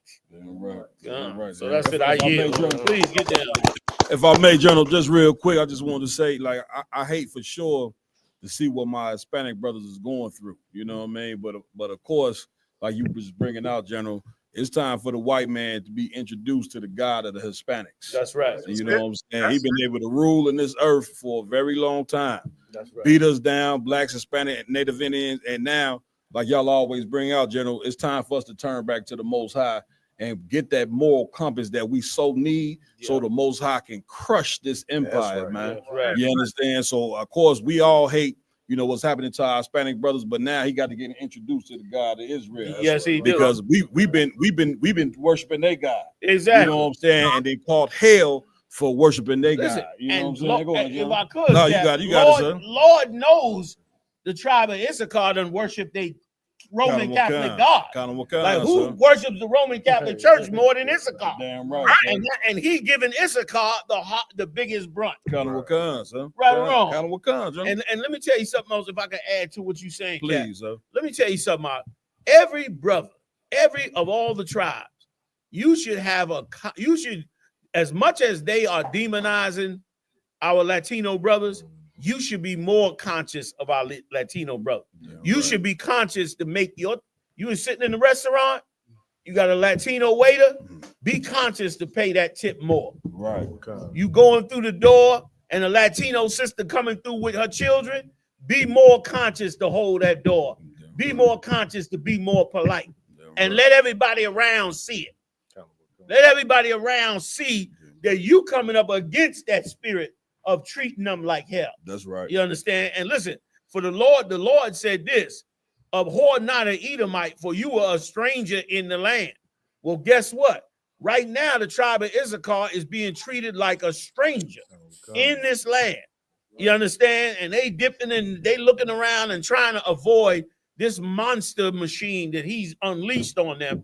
Now's the time to be more polite to them. Now's the time to, it's damn near like it's part of fighting in the spirit. That's right. Like the nicer you are to Issachar is show you that you defiant to this spirit that's out here. Because the majority of our people is getting caught up in it. That's right. They see more of a opportunity to treat the tribe worse. Exactly. They see they down. Exactly. So now they're gonna treat them worse. Exactly. They're gonna join in with Esau to treat them a certain way. When what we're supposed to do is do the reverse. That's right. And push that spirit out more of love and care for them, man. Because that's how these tribes always work. That's how our brotherhood and righteousness and unification of tribes, that's how it also works. So why should we stop now because some rich Edomite sitting in the White House decide he gonna racially profile our brothers and target them to try to destroy them? Right. Damn that, man. Damn right. Damn right. If I could, General, it's just like how when the Most High was dealing with Pharaoh and he hardened Pharaoh's heart, Pharaoh couldn't see the evil of his ways. Like this land is not considering the latter end of what they do. They just left out of having all them fires in California, right? The neighborhoods got burned down. There was rich, affluent neighborhoods, right? Like you're not considering the latter end of what you do to us. You keep doing these things, and the Lord keep answering you. He keep answering you. Brother, give me Isaiah 47 real fast. I think verse. Hey, Haas, can I throw a point in with you? Yes, right sir. Before you read that, I gotta throw this one quick one in too. And let me tell you something. If you ever wanted to match the Bible with today's world, understand this. The attack on the tribe, on the Latino tribes, is because one of the main reasons, is because they outperforming in babies. They don't go to abortion clinics. Right. They ain't frequenting that. And so they having these children, which is frightening the hell out of Esau. Damn right. Now, all you got to do, you ain't got to be that spiritual in this time, because the handwriting is right in front of you. All you got to do is go back to Egypt and read how they became afraid of us because we were so many and decided to use it against us to try to destroy us. And if this ain't what's happening biblically right before our eyes, I don't know what the hell is. They said in 2010, they was talking about how the Latinos would outpopulate everybody else in a certain amount of time. And that's why they're doing what they're doing now, because they want to stop that population, which is exactly what went on then. But here's the thing.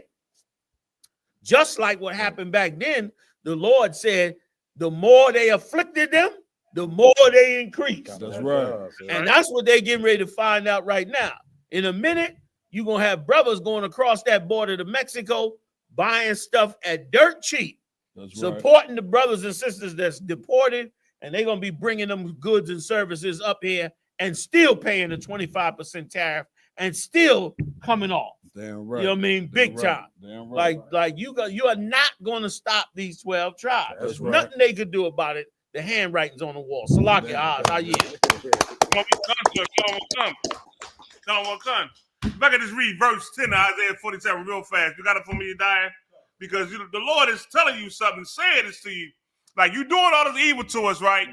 And you ain't considering the latter, and like how General Commander Yahanna brought it out so eloquently, and General Mahaim, the Captain Marvel Quiet, right? But the Lord got something for you. When they talk about them planes falling in the sky, sir, that's the Lord doing that. Them fires, that's the Most High.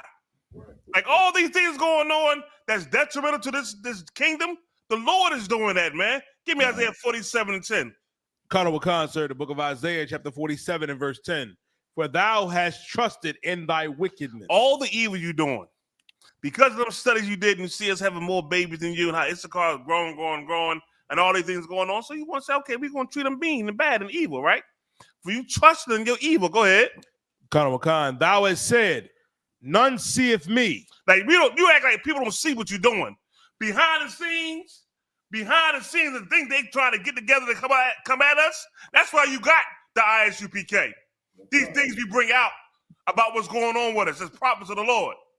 You understand? Go ahead.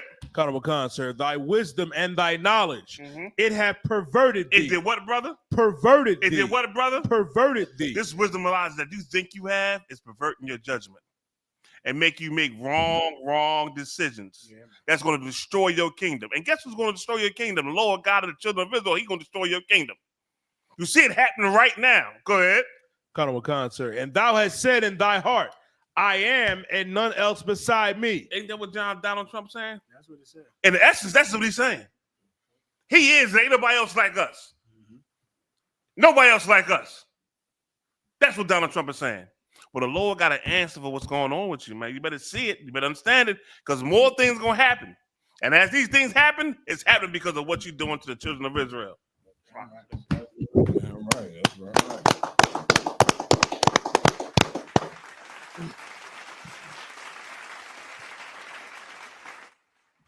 Kanye West has surprise arrival at Grammys as wife Bianca shocks with nude outfit reveal. Commander Junior Yahanna, did you see this? I did not. Yeah, my nigga.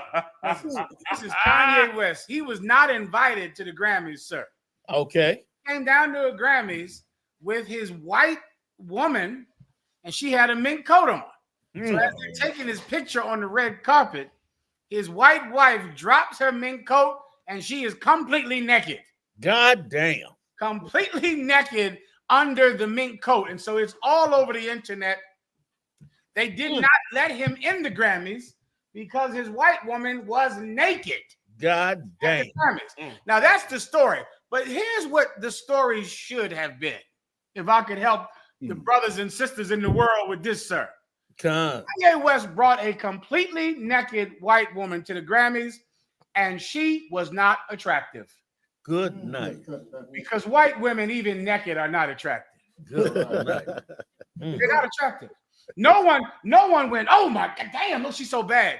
He bought some bony, disgusting. She looks like a not human, like a plastic woman. A mannequin. It's just a hand. Yes, I couldn't verbalize it. A mannequin. Right. Look like a mannequin in a window naked. Now you've seen a mannequin in a window with no clothes on, right? Now, no one feels aroused when you see a naked mannequin, right? Gotcha. Unless you're some weirdo or something like that. But most people, God damn, look at that mannequin. You don't do that. That was this. It was not sexual. It gave no arousal. It was like a plastic woman. And I hope that seeing, for those of you that lust after white women constantly, and you're hoping to get an NBA contract to have the honor of having a white girlfriend one day, now you've seen a naked white woman. So now you know it's not all that. Yeah. It's nothing. You see it right here. Do you have the video? Can we play the video, Morale? They got a still shot up. I don't know if you can play the video, can you? Well, she turned around frontward, sir. Sir, you saw the vagina. You saw the chest. You saw everything. And then she just walked through the place, you know. And that was nothing.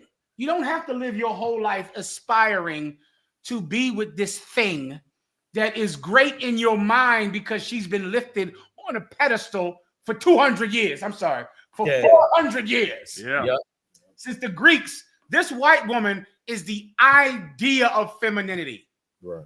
idea of beauty, the most desirable thing in the world. And there she was naked, and it was nothing to talk about. It was just, it was not a sister naked. I tell you that goddamn much, sir. It wasn't that. That's right. It was not a Hispanic sister naked. It wasn't a Levite sister naked. It wasn't that, because that thing is obscene. Yes. It's all goes, brother. Ain't nobody even going to the Grammys. They're going where she goes. Yeah. Grammys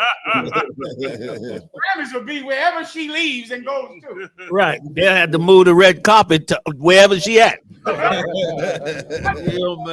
You're going to see a woman outside that day. This was some alien thing. Is it human? I don't know. And people were looking at her like she should blink because she looked like dead in the face and not like a real even human being. And is this what I'm supposed to work my whole life to marry this? Right. This what I have to pray for and get a basketball deal for and a football deal so I can have sex with this thing that was stripped naked if you ask her to? This broad will just get naked in public because she's told to by schizophrenic Kanye West. Yeah. Is this what I got to fight my whole life and become a football player to have? I think she's pretty easy. I just saw her naked. I've seen Donald Trump's wife naked. Yeah. I saw her naked. Yeah. I Googled it and looked at her naked breast and her vagina and her butt. I've seen Donald Trump's wife naked. It wasn't all that. That's right. It wasn't. I didn't feel anything, sir. Listen, you right. Go ahead. And if I could, was I stepping on somebody? Oh, hell no, sir. I was just gonna say, you know, but it's a real weird, ironic thing in this. Okay, I thank the Lord that these deranged entertainers that get all this money and chase down a white girl, I kind of am glad that they do, because when I read the supposed diary of Kim Porter and Puff Daddy, it made me say, damn, the Lord need to keep our sisters away from all the deviants in Hollywood. Right. You know what I'm saying? Because if this was if Kanye West, YAHUAH said unseasoned chicken tenders.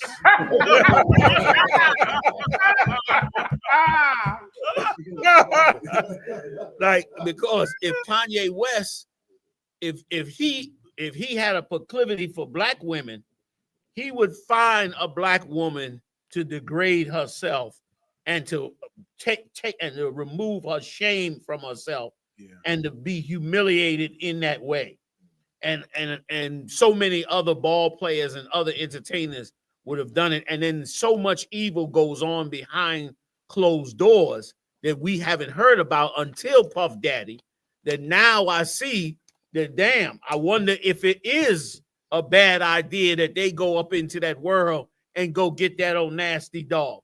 Go ahead and run trains on her and have all kind of lewd sex with her. And, you know, she's like you said, she's like a mannequin. So it ain't special. You know what I'm saying? Exactly. So that, you know, go on and run with that dog. You want her so bad. You want the Esau's world so bad. You know, I know we don't do that. But in some cases, man, when I read Kim Porter's diary, I said, who could have saved her? If this is true, who could have saved her from the likes of Puff Daddy and all the rest of them? And growing up, I know some of y'all know about this too. Growing up around these drug dealers who became entertainers, they did a lot of horrible things to our sisters. You know what I mean? They had some sisters who was on drugs have sex with their dog and thought it was like a cool thing, like to put their dog down and get him some. And it'll turn a black woman, God's chosen woman, who's set to bring forth the 12 tribes of Israel, to reduce her to a sex animal for a dog. I kind of rather them go out there and take the real dog, and go on and do whatever it is you're gonna do with her, and leave God's women alone, because eventually we gonna hunt you down, and you know. Yeah. We're gonna talk to you. The whole thing, You know what I'm saying? We're gonna pray for you. You know what I mean? So he got that sexual deviance for them white girls. It's best. It like what's her name? Kim Kardashian. Like that's the woman he needed to be with.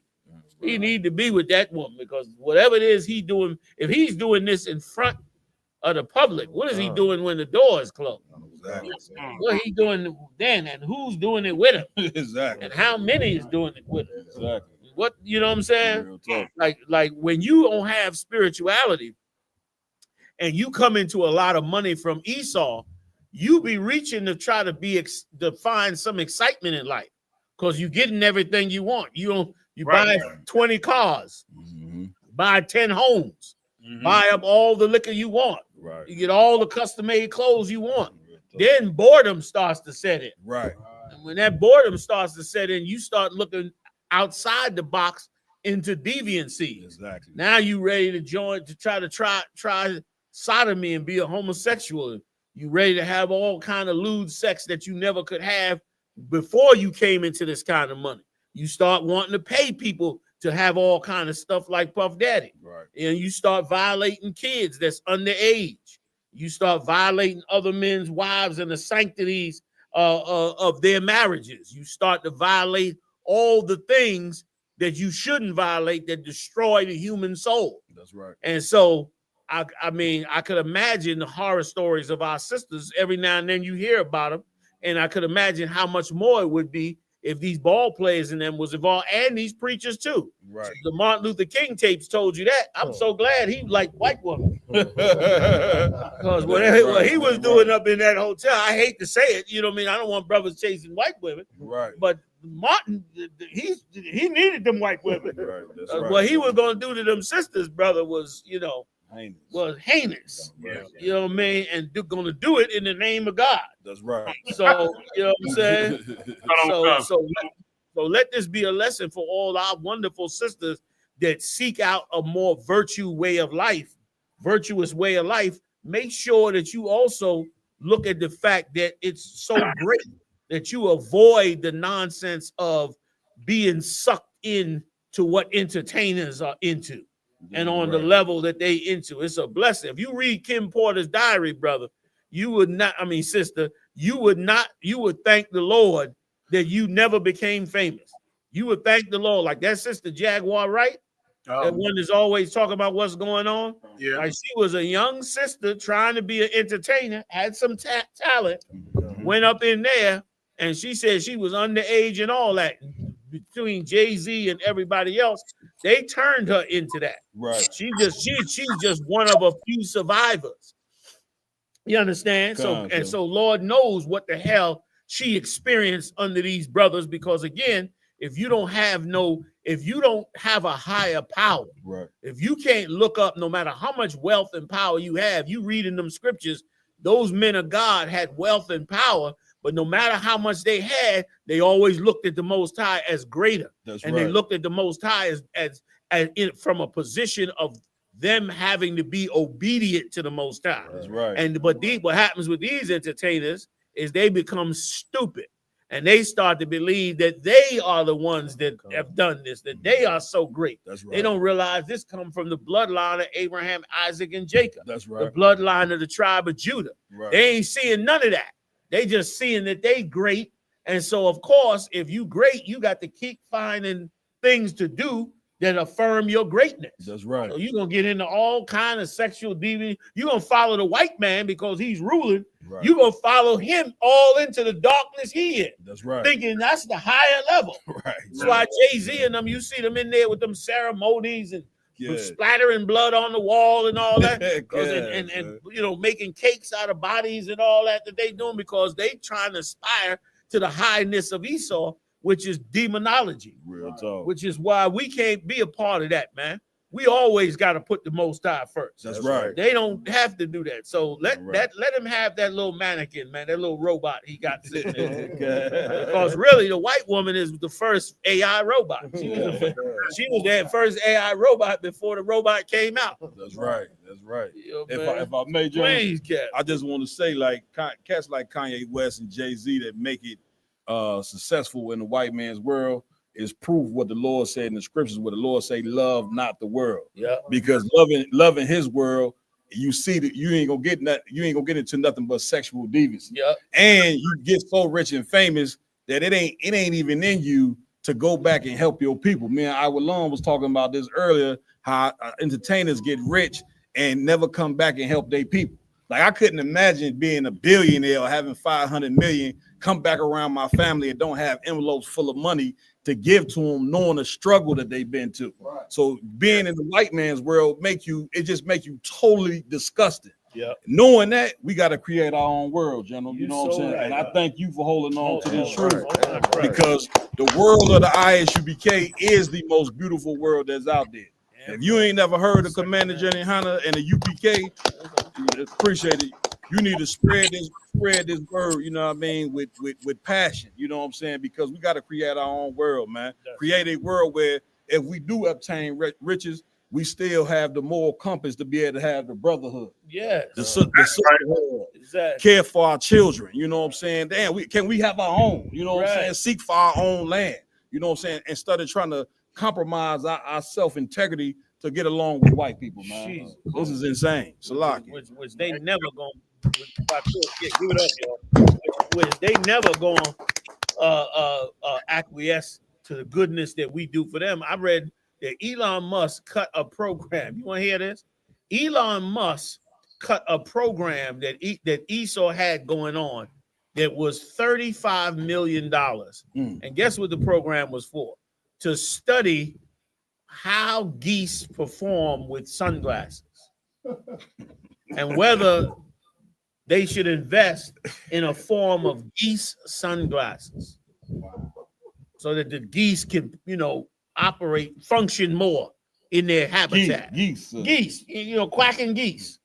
They spent $35 million on it. That's a man that don't care about human beings. You know what I mean? And he named a bunch of other ones too that was like ridiculous. You know what I mean? Stuff that they doing. And all it is some congressman got some wildlife area full of geese and he wants some money.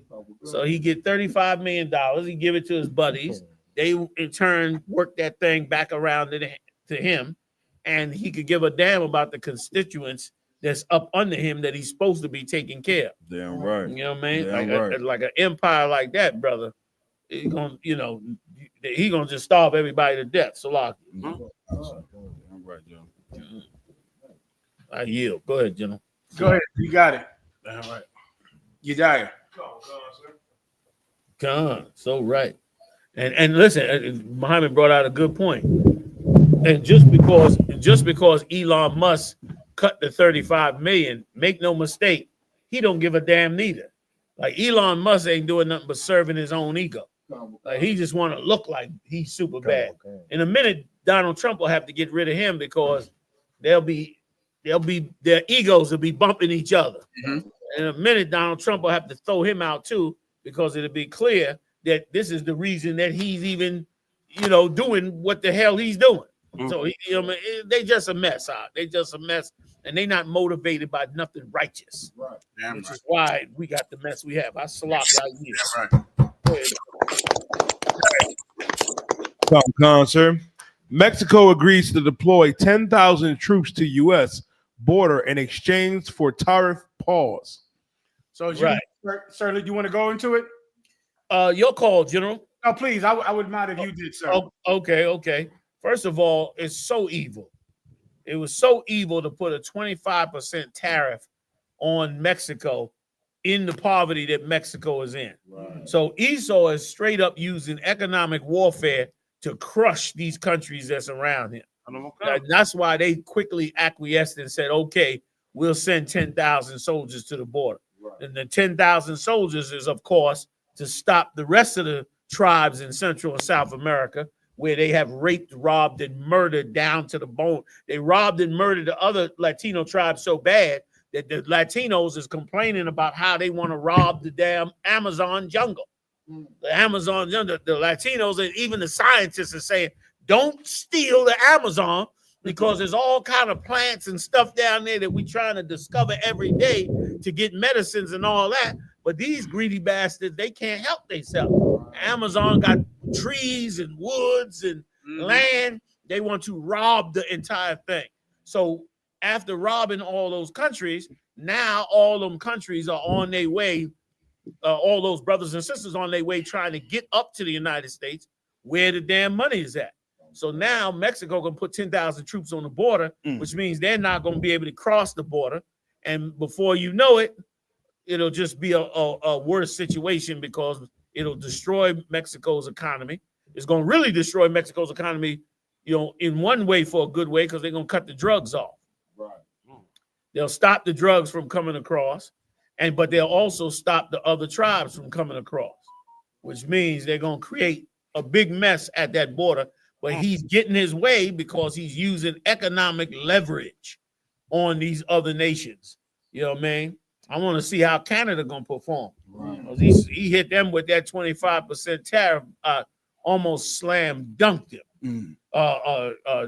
Canada. So now they going in there, trying to scramble.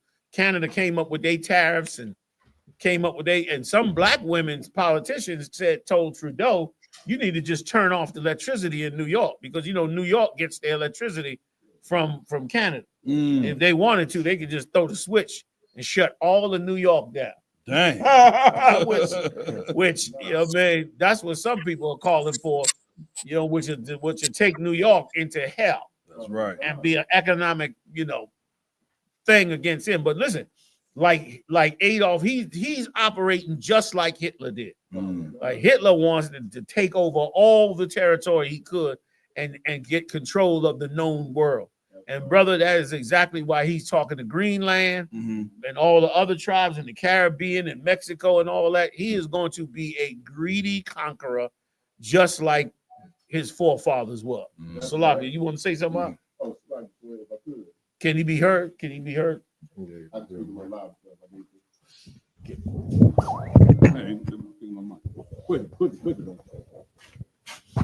Go ahead.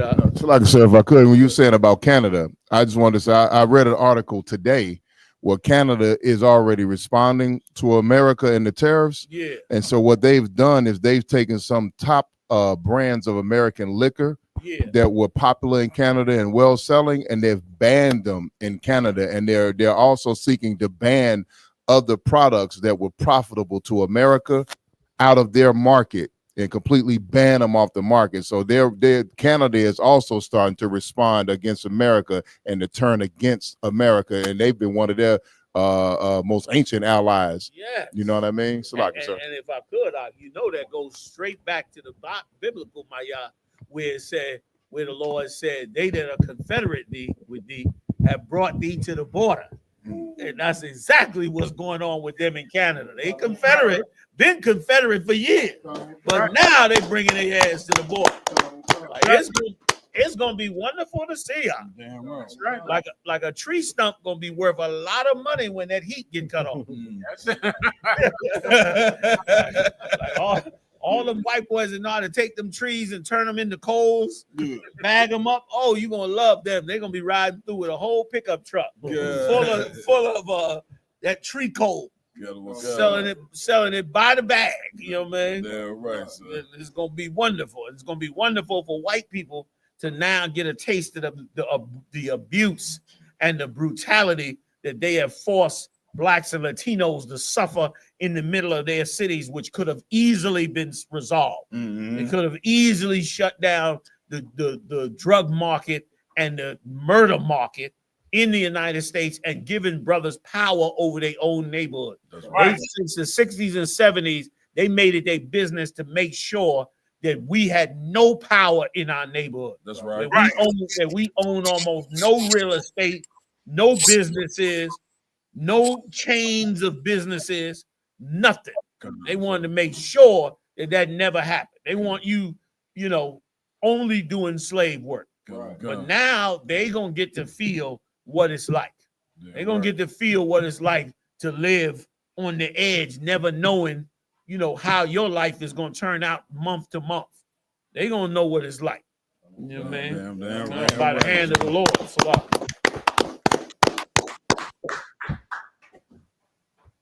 Good to go, sir. I believe that's our time, sir, unless you wanted to go over something else. Oh, that's our time? Oh, okay. That went quick. I thought we had at least another bullet. You know what I mean? Another hour. That went real quick. Hey, listen, let me tell everybody one thing, though, man.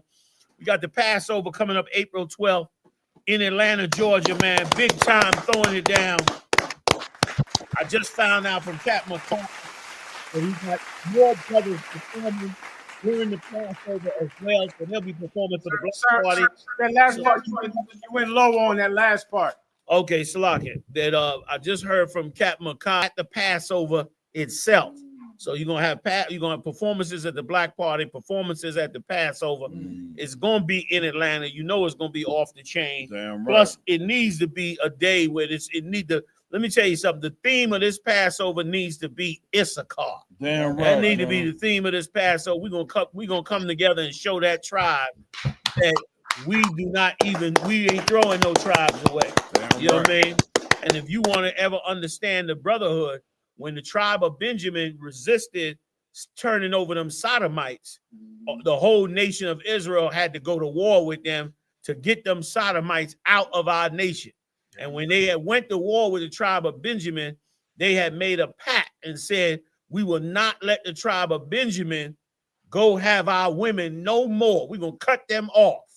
And the tribe of Benjamin said, man, we one of the tribes. How y'all going to cut us off? Right. And they said, well, we're going to go to the tribe of Issachar, and we're going to let you have those Issacharite women and rebuild up the tribe of Benjamin, which also proof that the man carries the seed. Right. But the point being that that the tribe of Issachar, the tribe of Judah, and the tribe of Benjamin came together to save a tribe from being extinct, because they was about to become extinct.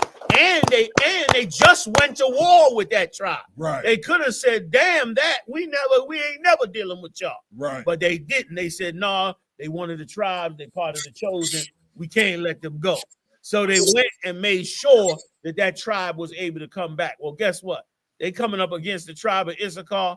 We gonna support the tribe of Issachar in any way that we can that's good and right with the Most High. That's right. And so this year we're gonna be talking about the tribe of Issachar. I'm gonna get me some real Issacharite wild in the street, man. I'm pulling up some ancient shit. Damn right. You know what I mean? That's From right. them old ancient revolutionaries. I'm gonna be rocking some old. Y'all gonna be like, he looking weird in here tonight. I'm gonna have on that good Issacharite beads and all that good shit. I'm bringing feathers. Y'all gonna see me. I'm gonna be a mess. You understand? This year is Passover because we don't have the power to battle these heathens that seek our lives every day. Right. But we do have the power to care for these tribes and pray for these tribes and call on the Most High and bring forth kind acts for every brother and sister that is under the oppression. We do have the ability to understand oppression. We went through it ourselves. Right. We still going through it. We have the ability to have empathy whenever one tribe is down. And here's the thing. let the world see that all 12 tribes will work together to make sure no tribe gets taken out. And they will have a problem on their hands. And they'll have to negotiate across 12 tribes before they can make any other move. And make no mistake, all 12 of them tribes come together. They the most powerful force on the face of this earth. I don't care what nobody got on this earth. They'll never be more powerful than what the Lord does. So join us April 12th in Atlanta, Georgia for the Lord's Passover. Tickets is running, I mean, hotel rooms where we're at is running out just as fast as they get them. It's running out now. We got at the spot we in now. They got to take out another wall. They took out 2 for us. Then they found out, no, it's not enough. So they took out a 3rd wall. Now they saying it's still not enough because you're getting too many people. Now we're going to take out a 4th wall. Damn so right. Then the 4th wall, that's it. They ain't got nothing else after that. If it go past 4 walls, we standing room only for this year's Passover. I'm telling you that right now. We ain't going to be able to be inside the building after a while anyway. So I hope everybody comes out. Of course, you know me. I'm always chasing them dollars. It's a nonprofit. We get no government funding. Ain't nobody doing nothing under the table to get no money. We don't sell drugs. We don't sell guns.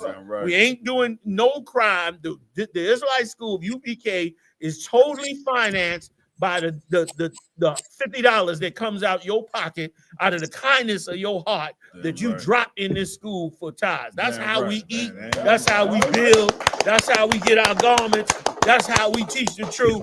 That's where this microphone come from, this cell phone, that camera. That's where it comes from. The menorah, everything you see here, that's where it comes from. So you gotta love this truth enough to make it your obligation to say, I'm gonna make sure I'm getting my piece into the Israelite school so it can be supported. Damn right. Pay your tithes. You know you gotta pay your tithes. 10% of your income, pay your tithes. Support all our schools across the board. You understand? Keep us going. We've been on the air. This show here has been on the air since 2007. This is the return of Black Watch. I ran the Black Watch way back in the early 90s. We brought it back in 2007. It's been going from 2007 to now. How many years is that? 7, 3, 10, 10, and 10 is 20. That's 13. Add 5, 18 years. We've been running 18 years on this show alone, and it's been rocking and rolling and waking up brothers and sisters all over the world. So support us in this, man. I want to give a big shout out to them super duper heavy hitters coming up out of New York and Philly. Big shout out to General Muhammad. Give it up, y'all. Big shout out to Hazayan up in the building holding it down. You understand? I'm out here in Chi-Town doing it up. I got the Midwest Monster of Mayhem up in the building with me. The hell of a brother, man, doing amazing work throughout the Midwest, man. I got the fashionista himself. You understand? This cat taking over all the fashion in all Israel. What kind of bullshit is this? Officer Yaradon in the building. You understand? Oh, I ain't got one on. I thought I had one on tonight. I ain't even got nigga university rules. You understand? He up in the building holding us down. Of course, no doubt, not even the least by a long shot, is the badass crew that been doing this Black Watch so long. Officer Marah, Officer Yediah, Officer Ibad Hayah, and Officer Mathumya. Listen, fam, the brotherhood and the sisterhood must reign on. Now's the time to remember the brotherhood, bring it together, old school, new school, whatever. Bring it back together. I.S.U.P.K, One West. You know how we do. We need each other now. Damn right. It ain't no doubt about it. We need each other absolutely right now. So let's do it. I'll see y'all next time live on the U.P.K, fam. Shalom. Damn right.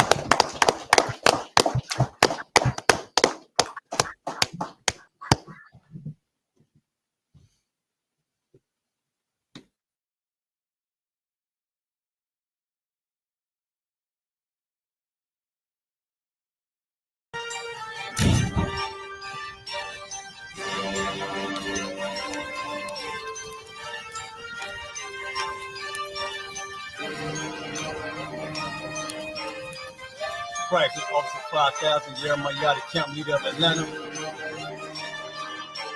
Passover 2025. Starting April the 9th, we got the lamb slaughter. April the 10th, we got General Muhammad's flag. April the 11th, we got the black party that's going to have the Hebrew graduation. April the 12th, in Atlanta, Georgia, the 56th annual Passover, the only Passover under Commander Junior Yahanna. Our great and holy King has honored us for turning our lives from the darkness to the light, man. And no greater gift you can receive than to wake up to the truth and then commit your life to saving your brothers, man. Looking in their eyes and seeing their faces and seeing what they've suffered and what they've gone through and seeing the end of it, man. It is a guaranteed seat in the kingdom of heaven, man. So in the name of our King YAHUSHA, we dedicate us another Passover of brothers and sisters' lives being saved. April the 13th, we got the Feast of Unleavened Bread.